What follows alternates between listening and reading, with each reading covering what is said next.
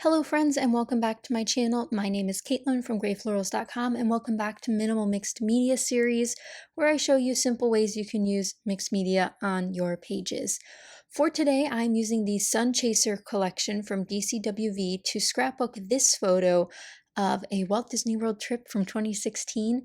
We met Baloo and King Louie at Animal Kingdom. I'm actually not sure they have met in a while there, but I'm glad we got to meet them while we were there this time. And what's really fun about this layout is I use a ton of scraps to build my bases. Now for the background, I pull out this brown sort of striped pattern, and then I start pulling out the other colors I like from this paper pad that go with my photo colors, which include this dark green speckled, this sort of interesting leaf floral pattern, and then a blue tribal sort of geometric pattern. And I really like how these layer together just effortlessly. Again, if you're working with a paper pad, getting layers like these from your scraps is super easy and super fast to start off your layout.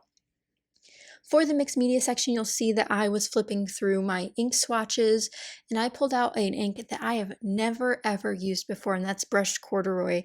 And I also pull out my ink blending tool for that, so you guys will see as we go through here that I'm going to be using that for a fun background technique as well as inking the edges of my layers. Now, I'm not someone who inks anything beyond paper layers. I know there's some people who ink the stickers, the chipboard, will ink every item on their layout. That's not my style. I tend to just go for the paper ink. And I layered my photo on top of another one of those green speckled sheets, and then I pulled in a sheet from crepe paper, and it's just this brown with a black chevron arrow on it. But those are the only two layers under my photo, and again, I use my brushed corduroy ink, brand new ink that I've never used before and I've had for years, so I'm glad that I finally got to use it. And what I really like about adding ink to the edges of paper is it just adds a little bit of breathability and stark contrast between the layers, so you notice that there's a change happening. And I really, really like it. Even on dark papers, it can be hard to tell it's on there, but once you put it next to something, you'll be able to see that definition. And here's where I decided to rearrange my layers a little bit and put my photo in the top right.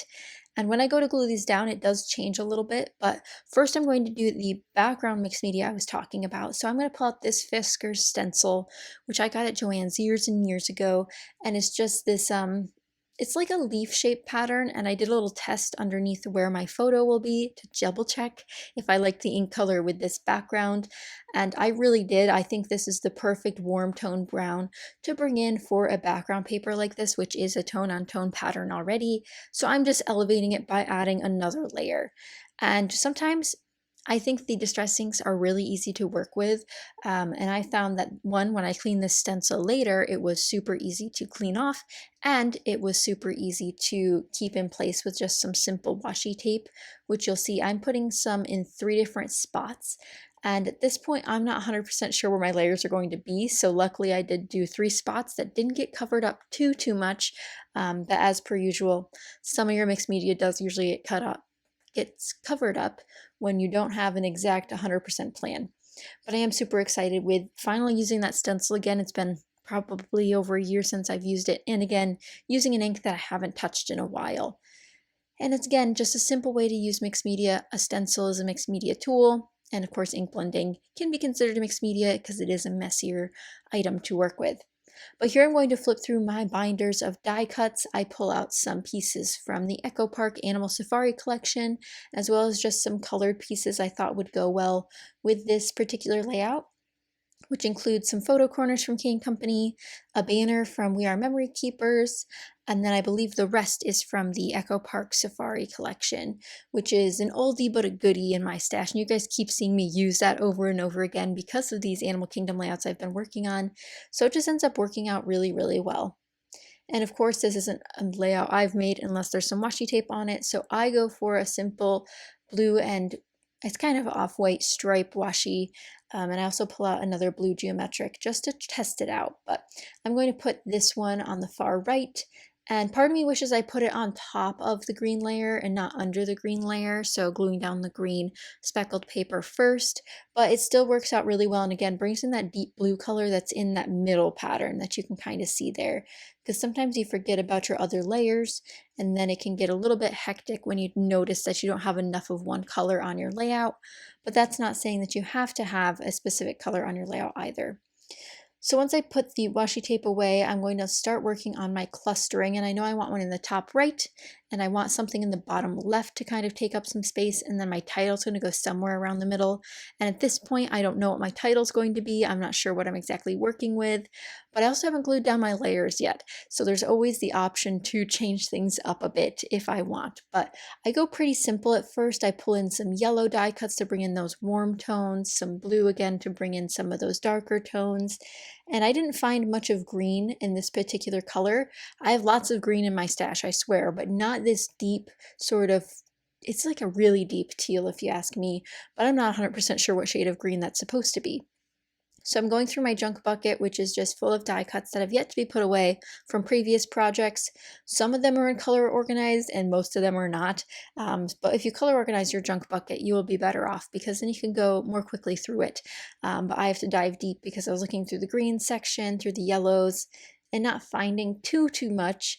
I found additional K & Company pieces that I wanted to pull out, so that was nice to use those and hopefully use them throughout this project. Then I started dipping into orange, and I'm not sure why. I mean, King Louie is sort of an orangey brown color in this photo, but it wasn't an initial color that was in my color scheme, so it's kind of interesting that I went for it anyway. But we need to start gluing down these layers, and as of always, there was an issue with my ATG tape and the foil papers. Let me know if you guys have that issue where your ATG tape will not stick to foiled papers.